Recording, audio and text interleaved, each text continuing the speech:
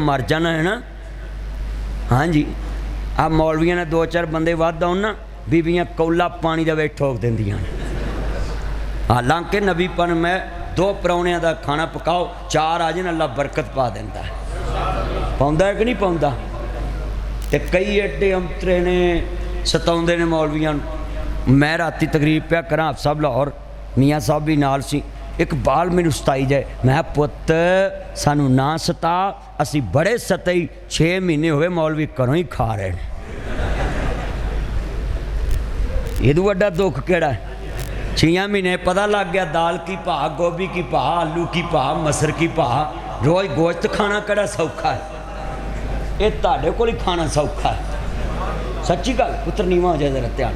अल्लाह जानदा जरा बुजुर्गों को पुत्र तंग ना कर, मेरा चन मेरी मन हजातियाँ मान हो मेरे चन्ना। ये जिन्ने बच्चे ने अल्लाह उम्र च बरकत फरमाए। हाफिज साहब ने यह गल बड़ी वड्डी समझण वाली। मेरे वीरा कदी ना कमी मौलवी घरों नहीं खांदे। ये करोने ने बड़िया बड़िया घरों खाण ते मजबूर करता है, बड़िया बड़िया खाण ते। अल्लाह करोने तो महफूज फरमाए।